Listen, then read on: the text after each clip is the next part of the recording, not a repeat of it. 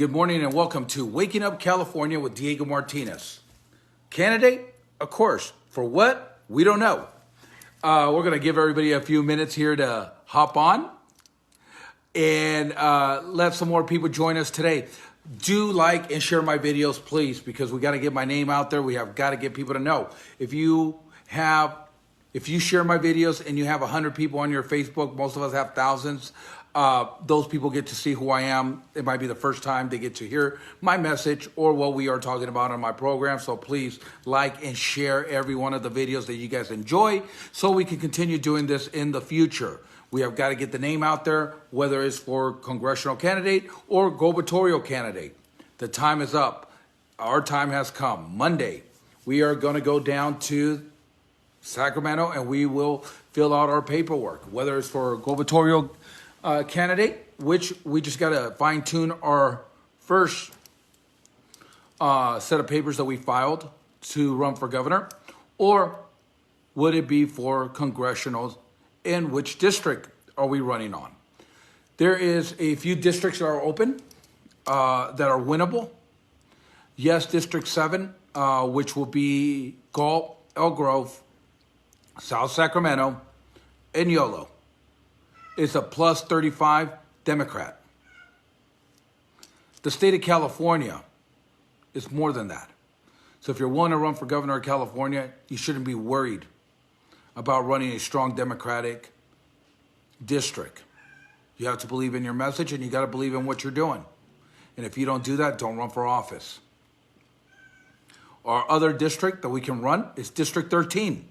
Listen up.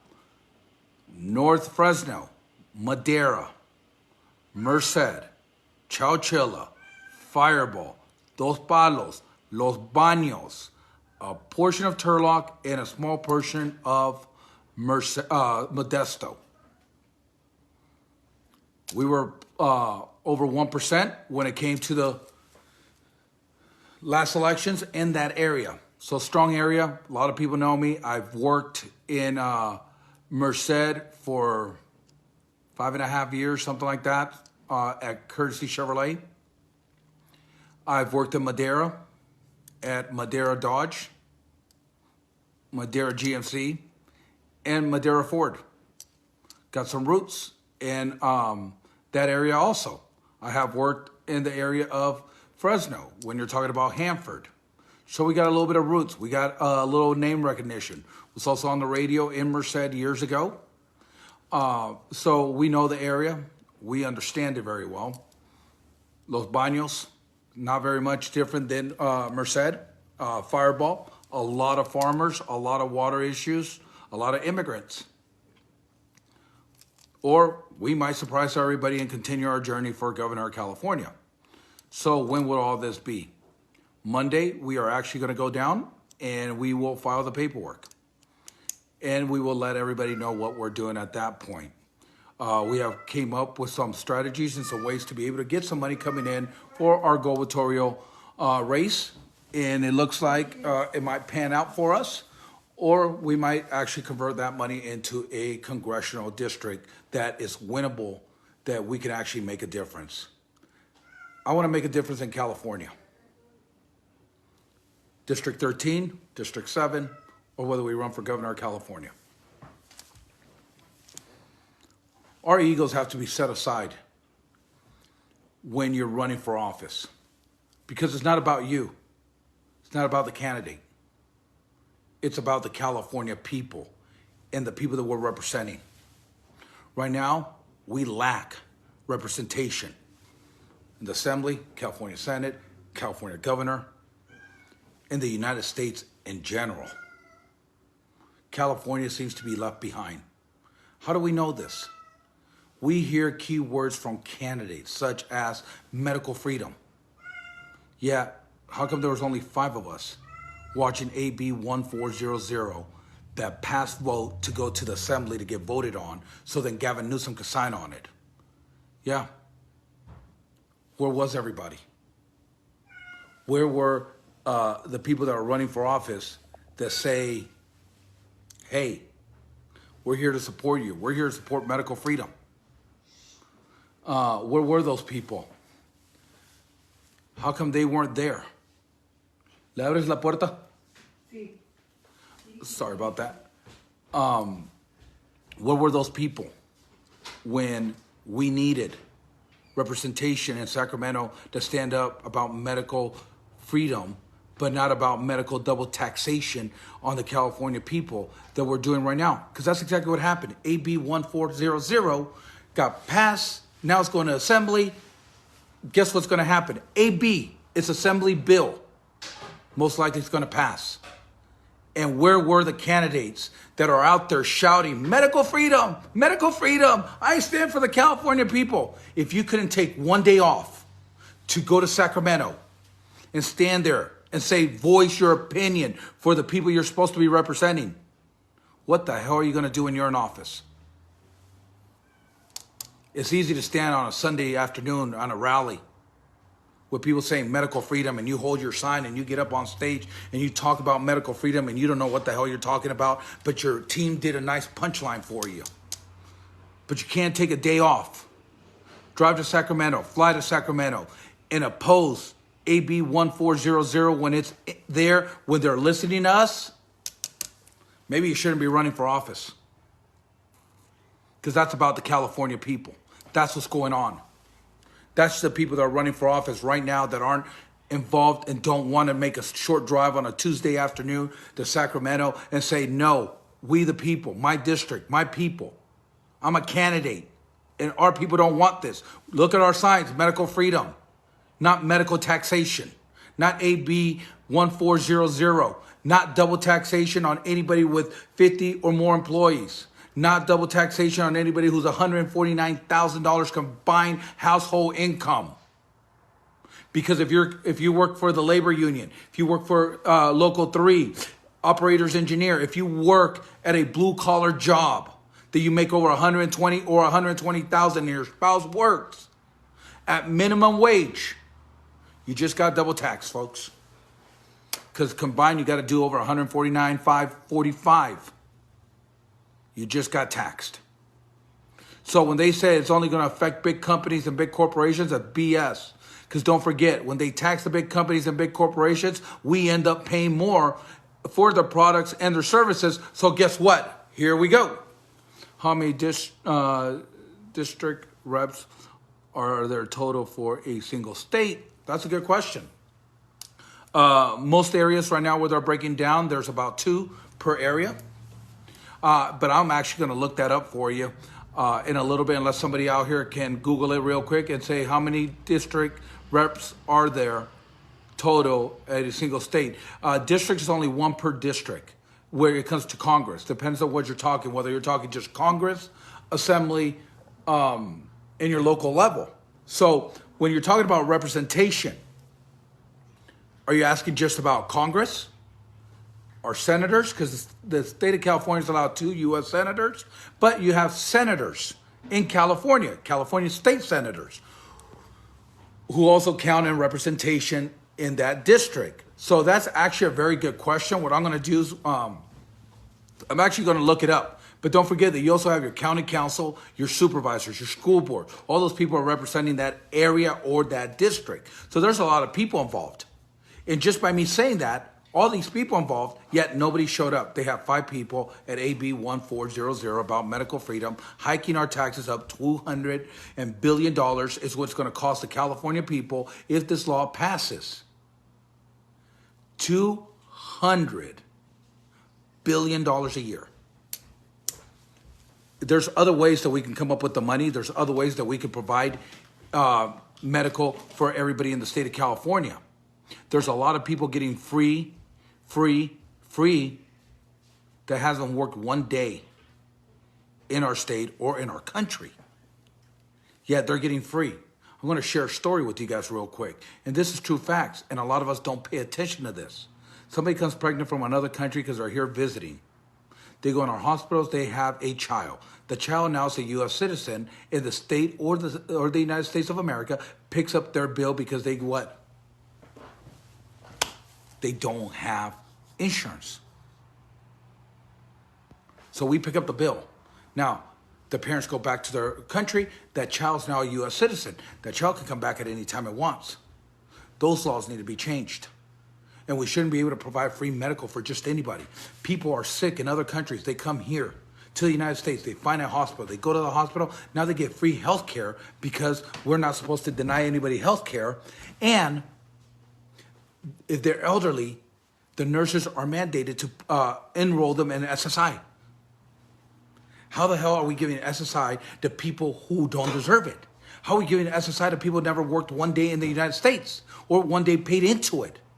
And this is something that brings me up to my next comment here. I want to thank a young lady who sent me an email yesterday talking about Social Security and how her Social Security benefits got denied after working here for so many years. Her Social Security got denied. They paid her for 13 months. Then what happened?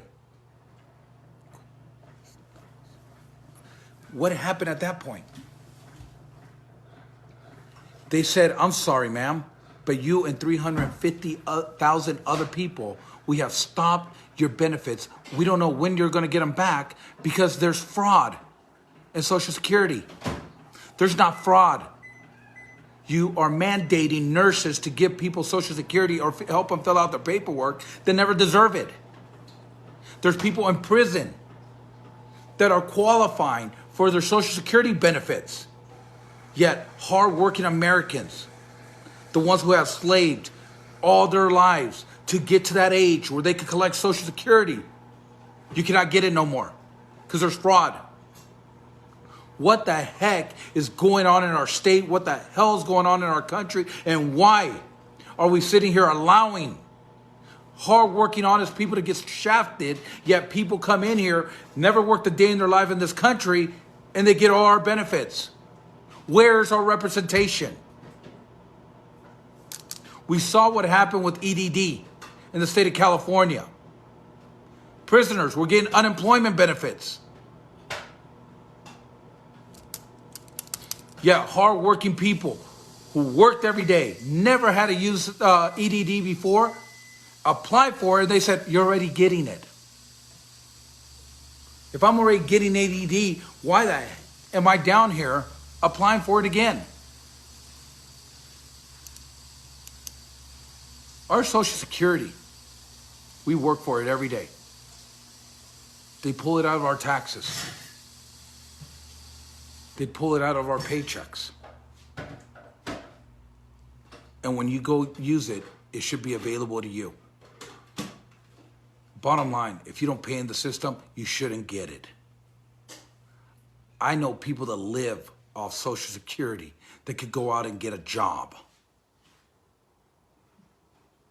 Why has our government turned their back on the hardworking, honest people of the state and this country to help somebody who has never paid into the system?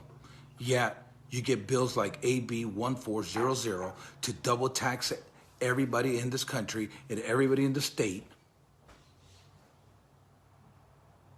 Yet we're giving free services to people who don't deserve it. And please do not get me wrong. I believe that we should help people that are in need and that people are in this country. But we should help them. Give them a hand up. Get them back on their feet and get them to work. Get them a work permit. Let them start paying their fair share of taxes just like the rest of us. Because that's what it's going to take.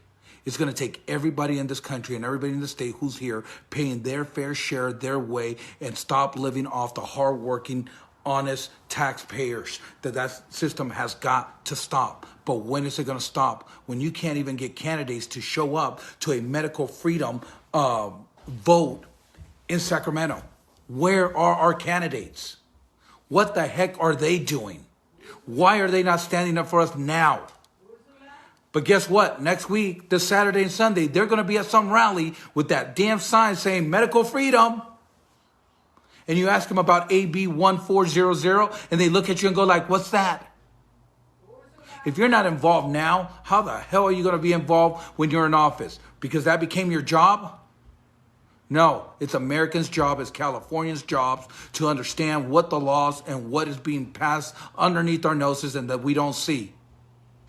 So when you vote for somebody who cares. Vote for somebody who actually is informing you of what's going on. Not by their name recognition, not by how much money they have in the bank.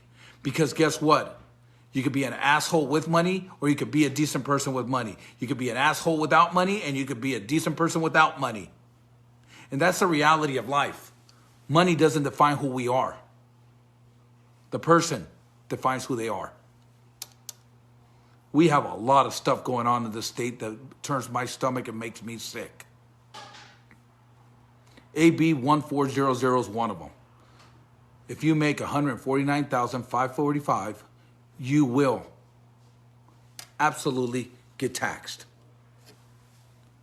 If you and your wife, your household, your husband, your significant other, your partner, if you guys are filing joint income taxes and you're over 150,000 or 150,000, get ready, because you're going to get double taxed.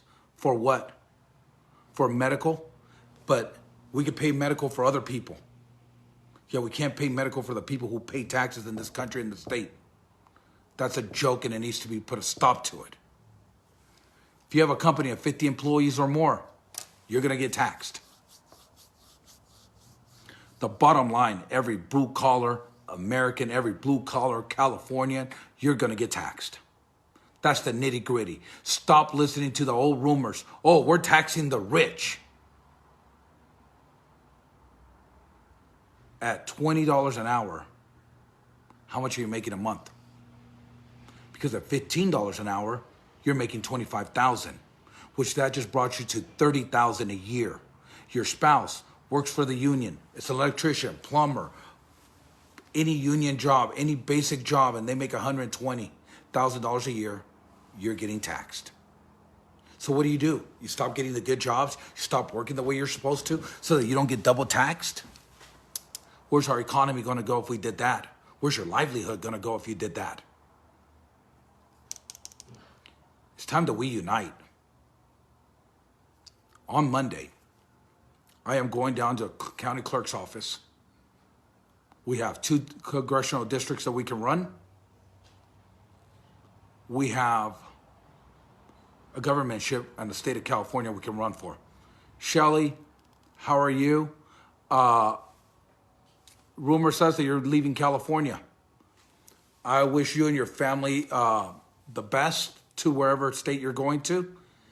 And keep up the patriot fight, because every state in California is going to need it now. In the United States. California is one of the few states that's falling behind. Yet the other states will follow. If patriots will move out of here, don't stand up for those states once they get there and fight for the freedom and the lower taxes and their way of life. California is the leader on what happens around the world and around the United States. So Monday, I am going to go down, going to register. We're going to follow our paperwork. 2 congressional districts. I'm going to run it by everybody who's here. And you guys can leave your comments down underneath if you're in that district or what your beliefs are.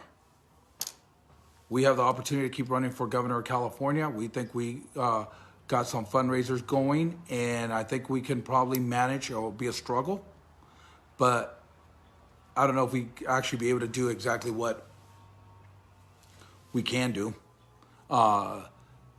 if we don't get a lot of money to run for governor. But I think we could start the campaign.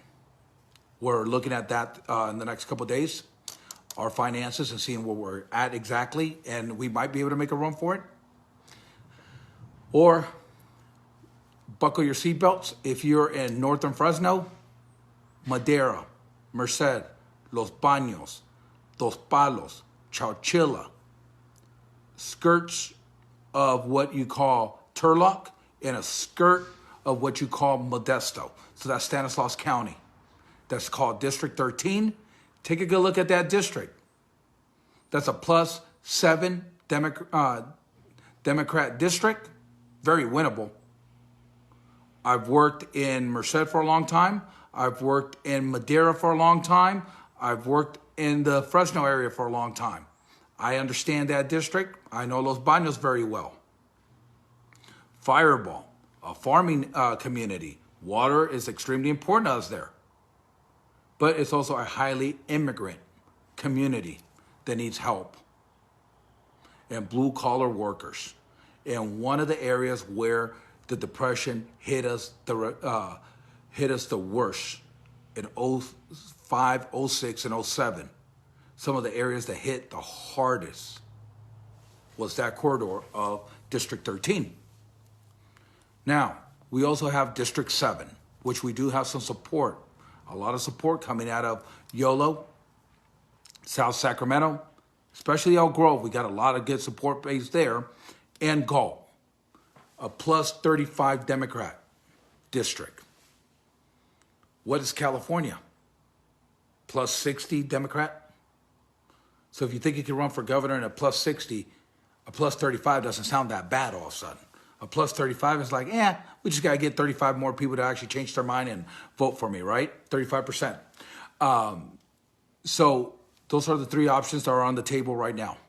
District 13, which is North Fresno, all the way to South Modesto, all the way up into Los Baños, Fireball, Dos Palos, and everything in between. That's Atwater,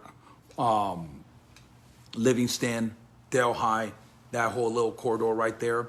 That's all available. That district is District 13. Very winnable. Then you got Elk Grove, Galt, South Sac, Yolo. Another district that's plus 35, but very winnable with the right message and the right person in at the helm. So I'd like to hear your comments. Leave your remarks down at the bottom. We're going to review everything. If you don't want to leave a remark and you want to just give me your opinion, send me a private message. We will read them. We will evaluate everything that's going on, and we will know by Monday night where we're going, because we will file papers on Monday. Monday's our deadline. That's my campaign's deadline. We have till February 9th if we're running for a congressional seat to make sure that we have 64 signatures and all our paperwork in order with the state of California. So if you guys see me out at a market, please come and sign. If you live in that district or that area, please sign, because we need to get those 64 signatures, and we need to do it within the first 2 days so that we guarantee our spot on the ballot for that district or for the state of California. Monday is our official launch day of where we are doing and what we are doing. So keep an eye out for that. Again, your comments, District 13, District 7, or just continue running for governor of California. We will know all this on Monday. Actually, we'll know Sunday night, but we won't let the cat out of the bag till Monday when we are at the county registrar's office letting everybody know what we're doing. What do we got to talk about today? We talked a little bit about Social Security, on how people who are on Social Security right now have been denied the renewal of their claims. 354,000 people have been denied the renewal of their claim because of Social Security fraud that's going on in the state right now. But yet, we're qualifying people who come from with medical problems from another country, and they go into our hospitals. Our nurses are made or are mandated to actually sign them up for Social Security benefits. That's a system that we have to clean up, whether that means that we have to clean it up in Sacramento or we need to clean it up in the United States. A lot of these bills and legislation that they're applied come from Washington, D.C. We just don't notice it as much as saying, hey, Gavin Newsom mandated. Bringing up the man. Let's talk about Gavin Newsom for a little bit. What a shock. Goes down to L.A. and sees the train station full of garbage. Gavin, where have you been? Buddy, that's California. You didn't even have to go that way. Just drive around Sacramento. Stop driving from the capital of your house and actually drive and open up your windows and look around Sacramento. Sacramento looks like a dump area. Homeless people are everywhere. The trash on the roads. And you're going all the way to LA and saying that it's gangbangers who are throwing the garbage there? Gavin, wake up. You don't even believe your own bullshit. What has our society came from that our own governor, who's supposed to know California, goes out there, sees a train track full of garbage and says, these are gangbangers? What? Okay, so also what responsibilities of a Congress? And never mind, I looked it up. Well, you can go ahead and share with us what the responsibility of Congress is. If you like, just leave it in the comments and we'll read them off here in a little bit. But I encourage everybody to actually do what this young lady just did, and is look up what exactly an assemblyman, a congressman, a California senator, a U.S. senator, what their responsibilities are. A lot of congressmen, it's a lot of federal law that gets passed. It's a lot of input on federal legislation of what goes on in the United States. So if you're from another state and you're watching this show and you like what I have to say, encourage your friends here, share my videos, like them, because the more we share them, the more we like them, the more people get to know who I am, they get to listen to the message. Because whatever my beliefs are will affect people in other states if we run for Congress. Because in Congress, you're actually representing the United States of America. You're representing California in your district, but your decisions and your votes actually affect other states. So that's why Congress is so important. We talked about AB 1400. We talked about how that's going to increase our taxes, whether you're retired or not, if you're able to prove 149,545, you're getting taxed. You just moved up a tax bracket to cover for the free medical for everybody else in California. I like how that sounds, right? Free medical, but it's not free because you're double taxing us. The California people are now going to be responsible for $200 billion of revenue coming into the state to be able to cover the cost of this medical. Yet for years, since Gavin Newsom's been in office, guess what? Illegals have received free medical, free food, free money. Why not give them a work permit where they can be in California, work for 4 years, prove that they belong here? What happened to the program of immigration where it was a sponsorship? You didn't come to the United States to get a handout. You came to get a hand up, which meant a work permit, the ability to prove that you were a good person and a good citizen. And after X amount of years with the work permit, then you were able to apply for a green card. It wasn't your path to citizenship. It was just a map on how to get there. Didn't mean that you qualified, because if you broke the law during that time, they deported you. If you weren't a good citizen, they deported you. What happened to our U.S. immigration laws that have been broken? I'm not for deportation. I'm for giving everybody a hand up to being able to be here. If you've been in the DACA program and you've been paying for the last 4 years and you've been an outstanding citizen, there should be a path or an ability for you to be able to qualify to apply for a green card. If you've been in the United States as a child, yeah, you didn't sign up for the DACA program because you were scared of deportation, which I hear that a lot. I talked to a lot of kids that were brought here when they were young. They said, I didn't sign up for DACA. I didn't want to give the government my information because I did not want to get deported. I didn't want my family to get deported because I put my name down on a piece of paper, my address. If you've been here as a child, as a dreamer, you should have the same ability. We should give you a work permit, the ability to prove that you belong here. Because if you're like me and you got brought to this country when you're little, America is our country. This is our home. We love America. We consider ourselves Americans. Yet, a piece of paper says that we're not. Wouldn't it be nicer to give these folks an opportunity to prove that they belong here? Give them a time period. Let them pay taxes like the rest of us. Let them go to work every day. Let them be here legally with a window where after that window's up, they have the right to apply for a green card. That's not a guarantee. They get to apply for a green card. After that, then they can apply for citizenship just like the rest of us with the due time and process. That's a lot better than giving them money, housing, free medical, free, because it isn't free. We, the California taxpayers, are paying for that.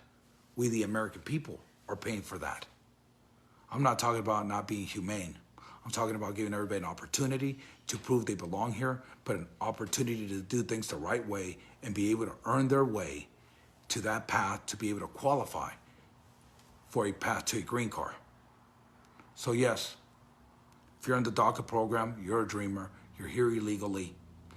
When I go to Congress, if I go to Congress, you will have a voice that will stand up and fight for your rights. Because you do have rights, especially if you got put in the DACA program. because you've been paying for how many years now to be able to have that false security that Congress back in those days didn't pass. Now it's time that you have a voice there that will fight, because if you've earned the right, you should have the right. America is the melting pot of the United States, of the world. People came here. The Mayflower, the settlers, everybody imported here. Why? For an opportunity, for what we consider the American dream. One of the few fortunate people that can say this: me and my family, my brothers and sisters, we are proof of the American dream. We are living it. We are proof that immigrants with absolutely nothing can turn their lives around and become productive members of society. That's the American dream. And that's why our ancestors, our family, if you're like me, first generation here, we come to this country for a better future. But we come for an opportunity. We don't come for handouts. We come to work, and we come to make the best out of life that we can. That is the same qualities and dreams I would like to provide for other people who are trying to do the same thing. Ask your kids, what is your American dream? Because the people who were born here sometimes take that for granted. They get excuses like my color, where I grew up, I don't have money, I can't do this. Those are exactly what I just call them, excuses. Because if you were born in the United States of America, you have more rights than anybody else, and you have the same opportunities as anybody else. You just gotta wanna go to work, and you're gonna wanna go to school and get the best education possible. As we bring up education, I wanna thank the people in Stanislaus that had their We the People rally last Sunday. If you guys go to my Instagram, you guys can see the video. About 150 people showed up for Stanislaus. Stood united, great message. I saw something that says school choice. I wanted to go up to the guy and kind of laugh.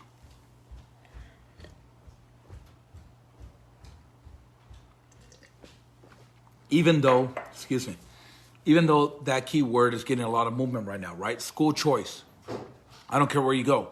You hear it all the time. School choice. I wanted to go up to the guy and say exactly what is school choice. How many good schools are there in this district here in Turlock? Which we were actually in Ripon. So Ripon's even smaller. So how many good schools are there here in Ripon? Can somebody tell me? Well, the reality is there's probably one is the best school in Ripon. And how many kids does that take? So you want school choice. You want to give the parents a payment every month to send to the school. You want the parents to be able to choose what school their kids could go to. Just out of curiosity, let's say that passes. What happened to the taxes that you're paying for the school district you're in now? Are you still getting taxed for that?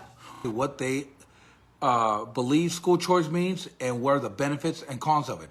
One of the cons is, what school district, if you live in a middle kind of sign of,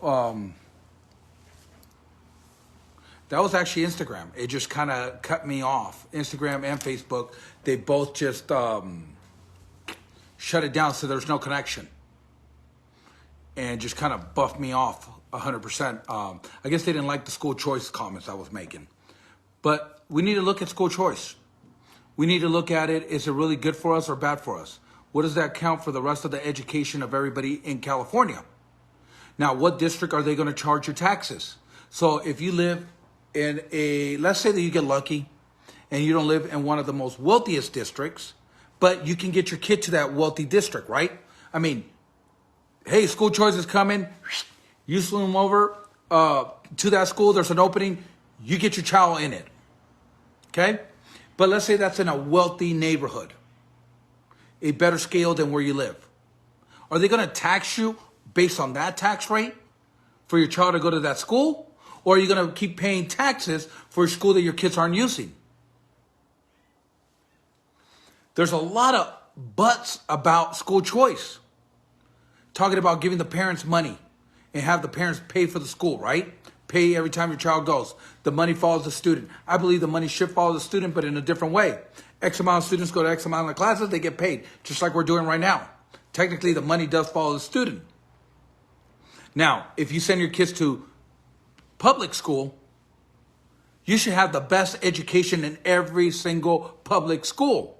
Not because that district is better or that school is better. Every school should be the best school. We should work on education and our education values and what our kids are learning in school and have a better education system in California. Not settle, not put a Band-Aid on it and say, well, we gave you guys school choice. Not my fault you didn't get there early enough for your kid to have the best education. Now you get the suburb of your neighborhood. Us, California people, are paying. We pay for these schools. We pay for these teachers. We pay for the education. Why aren't we getting the best education for our kids? Why are our kids not getting the best education in the world?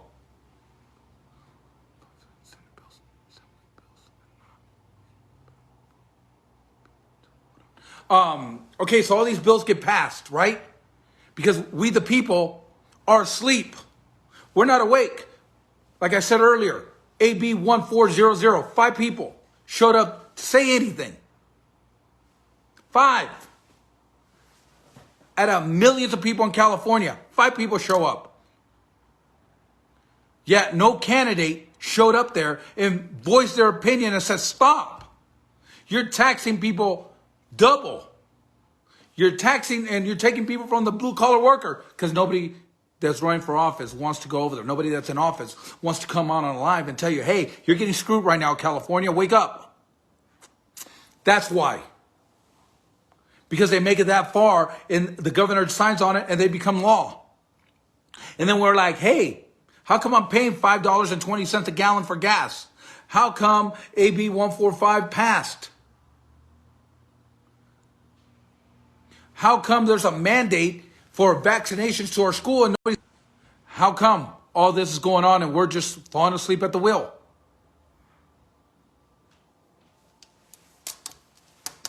Because our candidates and our representation aren't at these meetings and they're not keeping you informed. They sure know how to use the punchlines because they take them off headlines. Hey, did you guys see this? And then you ask them about it and they don't know what the hell they're talking about. It's talking about school choice. I believe that your child should get the best education possible.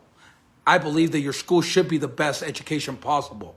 I think we need to hold educators and the education system up to a higher standard and tell them we will no longer stand for CRT training, sexuality training. It's not your job to tell me what sex my child is. It's your job to educate them on U.S. history, science, math, English. Give them a career. It's your job to teach our kids because our kids are our future. It's not your job to tell them it's okay, Bobby, to be a little girl. It's okay, Bobby, to cry. That's the parents, church, other people's responsibility, not our teachers' responsibility.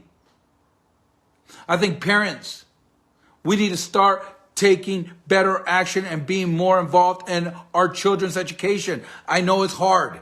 It's even going to get harder now that our taxes are going to go up. We need sensible leadership, and we don't have it. We need to go back to having trade schools, starting in elementary, all the way up through junior high, all the way to high school. We have got to bring auto shop, metal shop, wood shop. We need to bring these programs back. When we were a senior in high school, we used to be able to go to 4 periods and then go to work. We need to bring that back, but we need to have companies who want to teach kids how to work and how to get an education and how to get in the field. I read this thing the other day on Facebook, which kind of caught my attention. We want, the United States and people around want forgiveness for their student loans. Right? You guys hear that all the time. We're going to forgive your student loans. We're going to just wipe that debt out. What about Joe the carpenter who went and got in debt to buy a diesel truck to pass his test? The endless nights that he worked to study to pass his contractor's test, to be able to actually go out and start his business. And now he's in debt through his business, but we don't want to forgive that.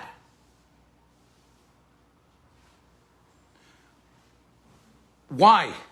Why is a diploma more important than the carpenter's truck, his mixer, his backhoe? People get in debt every day to start a company, to get a better future. Yet we want to forgive because you went to college. Yet the people who didn't go to college, who actually went out and got in debt to get their diesel trucks, their backhoes, their tractors, whatever they needed for work, they don't get no forgiveness. But they have to pay for your education? No. You chose to go to college. You choose to make a bill. You choose to pay for it. It is not everybody else's fault that you decided to go to college. Go to work, get a job while you're in college, work your way through it. But it's not fair to Joe the plumber who had to go out and get a van, who had to go out and get all the plumbing tools, get in debt with the local Ace Hardware, Lowe's, Home Depot, so that they could provide the materials to go fix somebody's house. Yet they're in debt and nobody cares. What's the difference between that and a college education? Because some of us learned in the school of hard knocks. Some of us actually learn on-the-job training, like we need to bring back to the state of California. We need to have on-the-job training. We need to have companies that want to teach our youth how to do something. We need to bring trade schools back 100%. Trade schools back in California. We need to get our people, our kids, our young adults an education to work. We don't need to forgive your college bill. And if you want to forgive somebody's college bill, start doing a law that's going to forgive new business owners who went out and got in debt for their equipment to be able to have a company. Because there is no difference. We, the people, need to stand up and say enough is enough to these rich elite people that call themselves our governor, our congressmen, our senators. Enough. It's time that the blue-collar worker stands up and says, enough of you living off our backs and get to work for us. And if you can't do it, let's get the right people in office that can. It's a job. These people work for us. Yeah, all of a sudden, we're working for them to have an elite life. They go from making $120,000 a year to being millionaires on our dollar, on our back. California. America. It's time we take our country and our state back. We shouldn't have to leave California because we're getting taxed to death. We should just get rid of the people that are making those taxes. What was it? Fair taxes with representation. There is no representation. We're getting taxed. That's not what the founding fathers found this country for. That's not what they sacrificed to be here. Yet we are allowing to let it go. Build back better. Forget about build back better. Let's take back what belongs to the people of this country and the people of the state. Let's take our state back. Let's take our country back. Forget about build back better. Let's get what belongs to us. I love this. We need to ask permission. No, we don't. We need to fight for our rights and our freedoms that we have so lightly given away. There are freedoms. Why should we try to get them? They belong to us. We need to stand up. We need to stand united. And this is everybody. Republican, Democrat, Libertarian, Green Party. I don't care what party. I don't care what color. I don't care what race. Come united for a better future. Come united for America. Start standing up for our freedoms and our rights that we have given away. We should never be fighting for what's rightfully ours. We should be defending our rights. But if you don't have somebody out there to defend it for you, it's never going to happen. And now it's the time. This is the time to take the congressional house and get the Democrats out of control. This is the time to get real Republicans or real conservatives or real Americans into office. Party lines need to be broken. There was a time when this country had both parties, 3 parties, 4 parties, 5 parties, and we got along. It wasn't hate. We didn't hate somebody because of their political belief. We understood their position, we honored it, and we talked about it, and we came up with solutions. Yet in the last 8 years, it's been about hate. Stop hating your neighbor. You want to know why we keep losing elections? And the bottom line is this, because we're allowing the other side to outvote us. We're allowing the other side to get more people out there to vote. Somebody wants to say vote harvesting. Well, why the hell aren't we doing it? Why aren't we going out there and putting our boots on the ground? Why aren't we doing the work? Why aren't we sending the right message of unity where other people and other parties want to join? Because we are not the only people that are sick and tired of what's going on. Both sides, all Americans are sick and tired of what's going on. Stop talking about parties. Start talking about uniting. Biden needs to retire. He needs to stop talking about judges retiring. He needs to retire. We the people stand for something. We the people need to be represented. We need to have representation at the table. And when I'm talking about we the people, I'm not talking Republicans, I'm not talking Democrats. I'm talking about the American people need to be here. And we need a voice that's going to stand up for what's best for us, that's going to listen to either our districts or our state to know what our people want more than our parties or our personal beliefs. It's time. Time is now to come together, to fight. Let our voices be heard. Let's take the fight to the elite. Let's take the fight to the career politicians who are out there destroying our state and our livelihood of how we know it. Let's take a fight to the people who have diminished our American dream. What is the American dream anymore? Do you have one? Do your kids have one? Is there an American dream? And who are we if we cannot stand united to fight for our freedoms? I live in a rural area where when I was in high school, having a rifle in the back of your pickup was common. Our Second Amendment's been getting taken away from us little by little, and we have allowed it. Oh, you're going to do this? That's fine. You can do that as long as I get to do this. Our rights should have never been taken away from us, and we should have never allowed anybody, and we should have never compromised with anybody. Well, I'll give you this if you do this. That's why California now has a roster list. And every time a new gun makes it, 3 guns get taken off. That's why our Second Amendments are getting destroyed. Because of people who we elected into office. Our choices. And guess what? A lot of those people are still there. And a lot of those people are wolves in sheep clothing. They tell you they're one party, but they're not. Look at their voting records. Look what they're doing. My fellow Americans, I am proud to be an American. And I will fight for our freedom. I will fight for our rights. I will stand up for each and every single one of you, whether I'm running for Congress or whether I'm running for governor. It is time that we actually get a real person to represent this state, our district, and our values. And I don't care what party you belong to. I am a Republican. But that doesn't mean anything.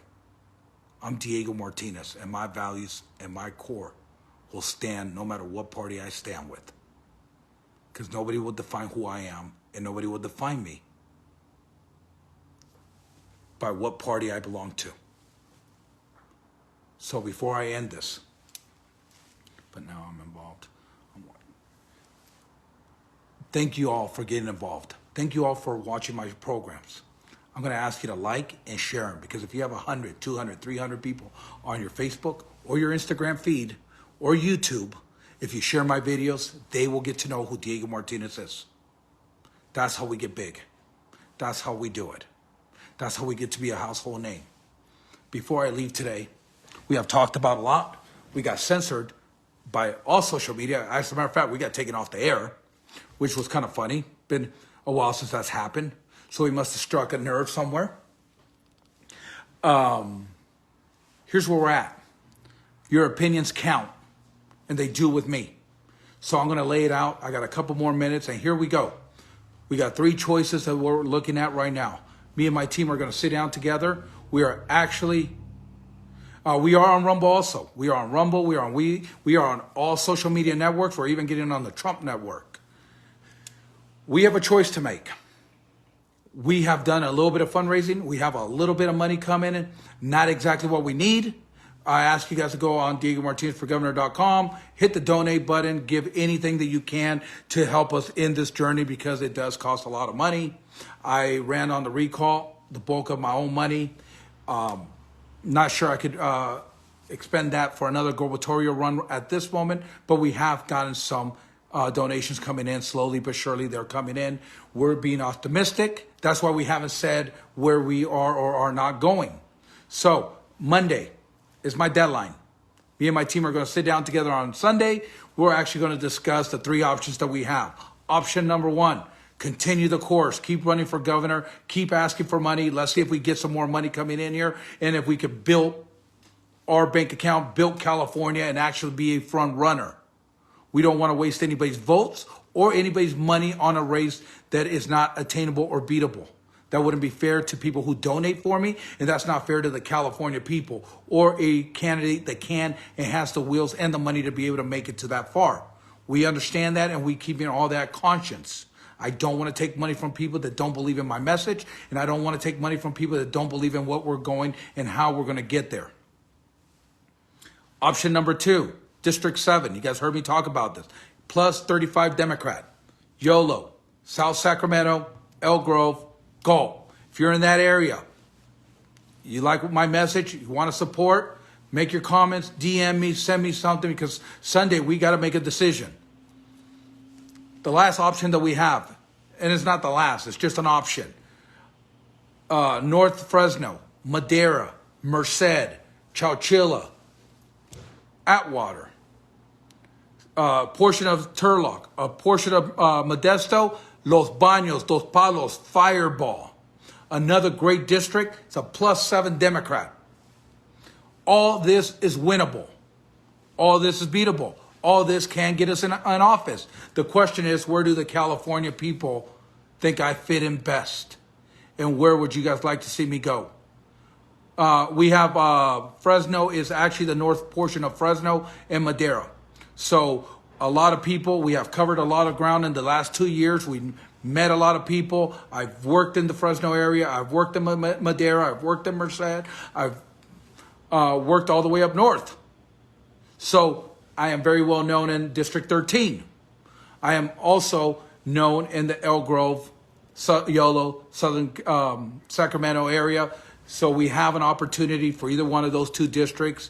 Whichever district we choose or whichever district the people give us the best feedback on, we would attack that 100%, and you'll have 100% of my focus there. Or if come Sunday night, we look at our donations and we say, hey, we have X amount, we can get X amount, this is what we're tracking, we can continue to run for governor, we have a shot to win, we will continue to do that.